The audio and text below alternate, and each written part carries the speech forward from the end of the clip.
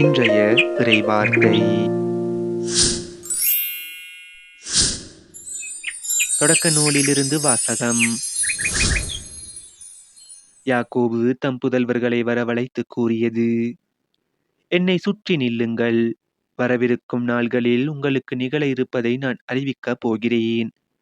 கூடி வந்து உற்று கேளுங்கள், யாக்கோபின் புதல்வர்களே. உங்கள் தந்தையாகிய இஸ்ரேலுக்கு செவி கொடுங்கள். யூதா, உன் உடன் பிறந்தோர் உன்னை புகழ்வர். உன் கை உன் எதிரிகளின் கழுத்தில் இருக்கும். உன் தந்தையின் புதல்வர் உன்னை வணங்குவர். யூதா, நீ ஒரு சிங்கக்குட்டி. என் மகனே, இரை கவர்ந்து வந்துள்ளாய். ஆண் சிங்கமென பெண் சிங்கமென அவன் கால் மடக்கிப் படுப்பான். அவன் துயில் களைக்க துணிந்தவன் எவன்? அரசுரிமை உடையவர் வரும் வரையில், மக்களினங்கள் அவருக்கு பணிந்திடும் வரையில், யூதாவை விட்டு செங்கோல் நீங்காது, அவன் மரபை விட்டு கொற்றம் மறையாது. இது ஆண்டவர் வழங்கும் அருள்வாக்கு. இறைவா, உமக்கு நன்றி. இன்றைய தினத்துக்கு உரிய நற்செய்தி வாசகம். மத்தேயு எழுதிய தூய நற்செய்தியில் இருந்து.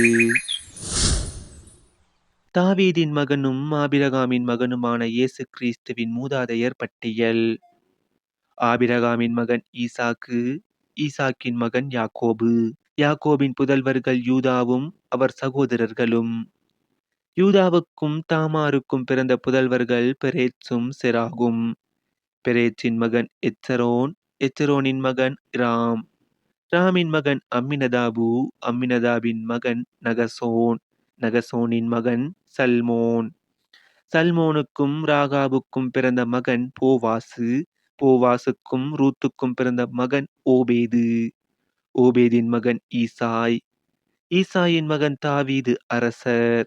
தாவீதுக்கு உரியாவின் மனைவியிடம் பிறந்த மகன் சாலமோன், சாலமோனின் மகன் ரெகபயாம், ரெகபயாமின் மகன் அபியாம், அபியாமின் மகன் ஆசா, ஆசாவின் மகன் யோசபாத்து, யோசபாத்தின் மகன் யோராம், யோராமின் மகன் உசியா, உசியாவின் மகன் யோத்தாம், யோத்தாமின் மகன் ஆகாசு, ஆகாசின் மகன் எசேக்கியா, எசேக்கியாவின் மகன் மனாசே, மனாசேயின் மகன் ஆமோன், ஆமோனின் மகன் யோசியா.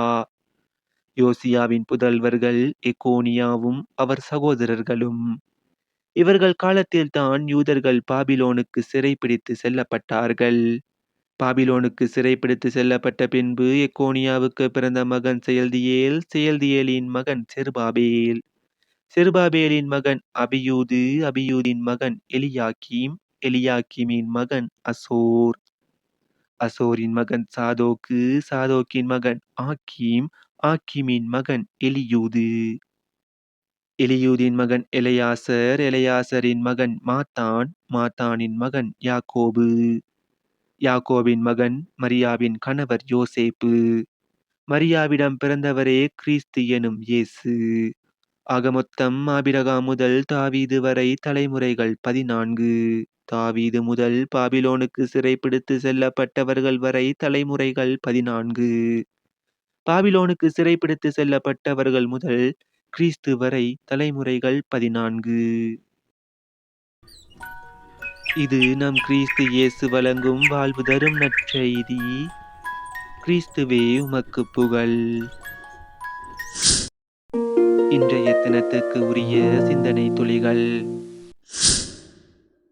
இயேசு கிறிஸ்துவின் பிறப்பு. தலைமுறை என்பது மிகவும் அவசியமானது.